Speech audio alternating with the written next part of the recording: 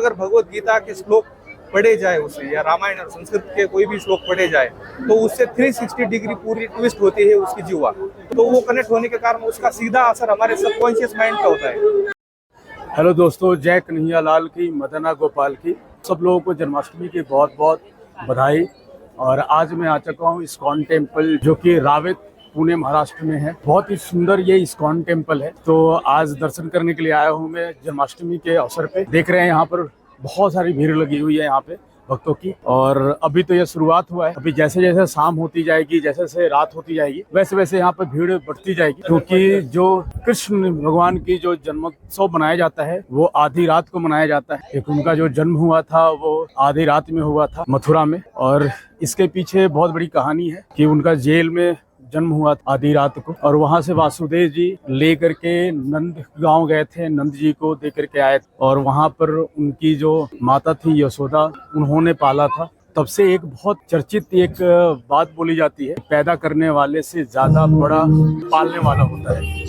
विष्णु जी के 10 अवतार में से एक अवतार है कृष्ण, जो कि द्वापर में पैदा हुए आज ही के दिन, अष्टमी के दिन। जो कृष्ण भगवान एक इकलौते थे जिन्होंने ये बताया कि हाँ मैं ही भगवान, और उन्हें विराट स्वरूप दिखाया अर्जुन को। तो कान्हा जैसा जो है बालक नहीं, और यदि रणनीतिकार में बात करें तो उनसे ज्यादा रणनीतिकार नहीं, क्योंकि वो पांडवों के साथ आए और पूरे महाभारत उन्होंने पांडवों को जितवा दिया।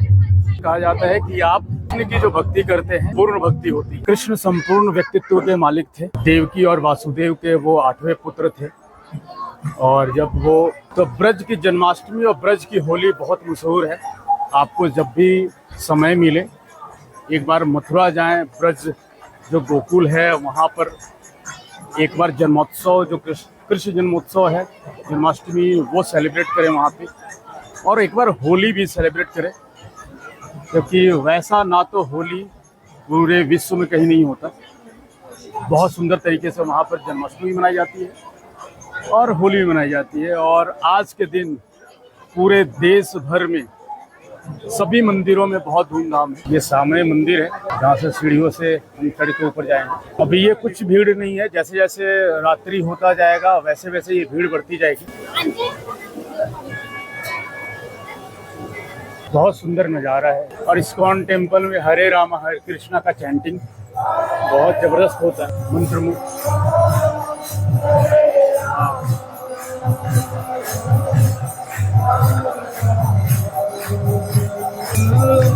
राम राम हरे हरे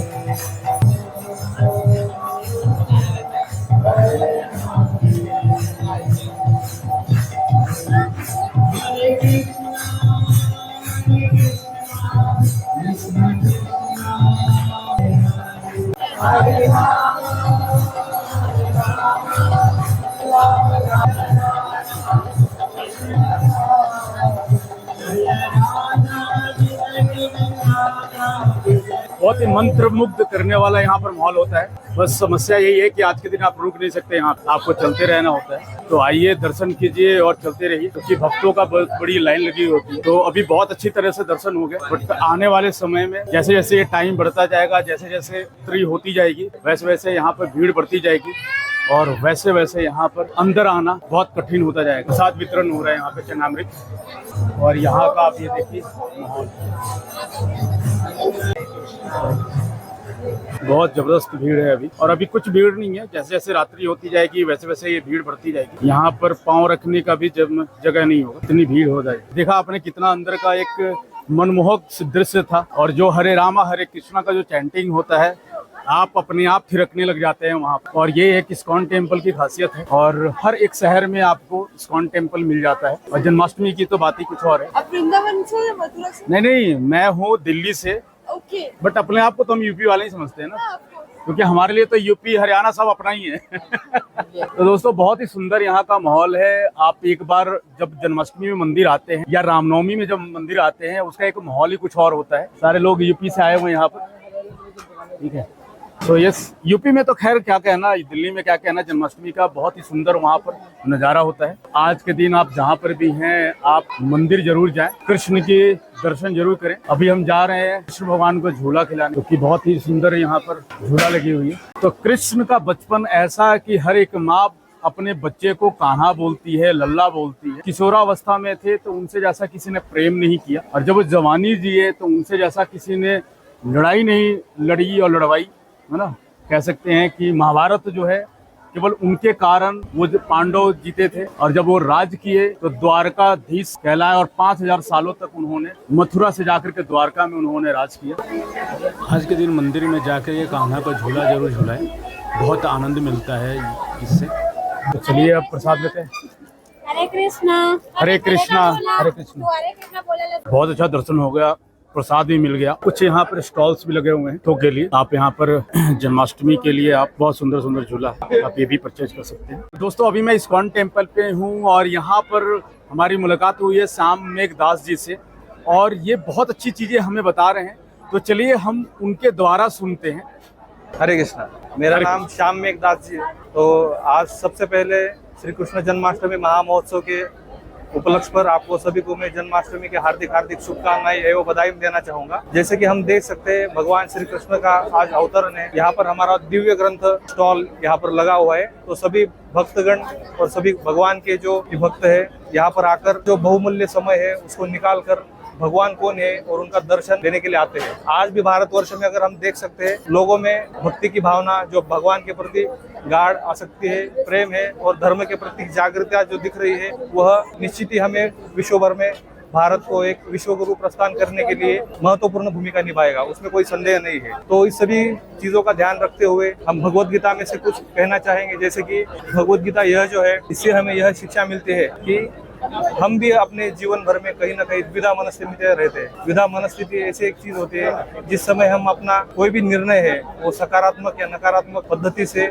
निगेटिव मेंटेलिटी हो जाती है हमारी। तो उस समय भी अर्जुन जी की भी वैसी स्थिति थी। तो उस समय भगवान जी ने उनको कुछ कहा, और जो कहने की जो बात है यह भगवद गीता में 700 श्लोक और 18 अध्याय में बताई गई है। ये एक संभाषण है जो दुनिया भर में सबसे महत्वपूर्ण और सबसे जाना पहचाना बहुत सबसे प्रसिद्ध संभाषण यह हुआ है भगवान कृष्ण और अर्जुन जी के दोनों के माध्यम से। तो हम देख सकते हैं कि जब अर्जुन जी युद्ध करने के लिए तैयार नहीं थे तो भगवान ने उनको युद्ध करने का महत्व, उसकी आवश्यकता समझाई है। वैसे ही हमारे अपने जीवन में हमें अनेक चुनौतियों का सामना करते हुए युद्ध करना चाहिए। तो युद्ध करते समय हमें भगवान का स्मरण होना चाहिए। भगवान का स्मरण, यह इस अधिकृत शब्द का अर्थ यह हो सकता है कि भगवान के जो वचन है वो उसका हमें पालन करना है, उन पर ध्यान देना है। अगर हम वह करते तो जीवन में सफलता निश्चित हमारे पास आएगी, और उस सफलता से हम हमारे देश की, भारत माता की और सभी लोगों की सेवा कर सकते हैं। यह बहुत महत्वपूर्ण बात है, इसलिए हमें गीता जिंदगी में पढ़नी चाहिए। ऐसा कहते हैं कि जिसके हाथ में गीता है वह जिंदगी में जीता है, इसलिए भगवत गीता हमें पढ़नी चाहिए। मेरा आपको यह थोड़ा सा नम्र निवेदन है कि आप सभी अपने जीवन में भगवत गीता, रामायण, महाभारत आदि ग्रंथों पर अपना ध्यान आकर्षित करें और अपना जीवन सफल बनाइए। खास करके पेरेंटिंग में गीता से हम यह संदेश मिलता है कि भगवत गीता के जो श्लोक है वह संस्कृत के श्लोक होने के कारण और मूल गीता उसका सपोर्ट होने के कारण जब कोई भी बच्चा जो तोतला बोलता है, ये जिसका दिमागी संतुलन ठीक नहीं, ऐसा हमें समझ में आता है कुछ डॉक्टरी इलाज करने के बाद, उस समय अगर वो गीता के श्लोक पढ़ने का प्रयास करता है, अधिकतर हम देखते हैं कि कोई भी भाषा अगर वो बोलता है, या हिंदी हो, मराठी हो या अंग्रेजी हो, तो उस समय अधिकतर उसकी जो जबान है, जुआ है, जुआ अधिक से अधिक 200 डिग्री तक ट्विस्ट हो सकती है। और यद्यपि अगर भगवत गीता के श्लोक पढ़े जाए उससे, या रामायण और संस्कृत के कोई भी श्लोक पढ़े जाए, तो उससे 360 डिग्री पूरी ट्विस्ट होती है उसकी जुआ। तो उससे फायदा ये होता है कि बच्चे को पूरी उसकी जो थेरेपी, फिजिकल थेरेपी, वो जुआ के होने के कारण वह कनेक्ट हुआ है। जुआ जो हमारी ब्रेन के साथ कनेक्टेड है किसी न किसी नर्व से, तो वो कनेक्ट होने के कारण उसका सीधा असर हमारे सबकॉन्शियस माइंड पे होता है। जैसे मैं आपके सामने बोल रहा हूँ, ये जो कॉन्शियस माइंड और जो मेरे दिमाग में पीछे चल रहा है, मुझे आगे क्या बोलना है या मैं क्या सोच रहा हूँ, वो होता है सबकॉन्शियस माइंड।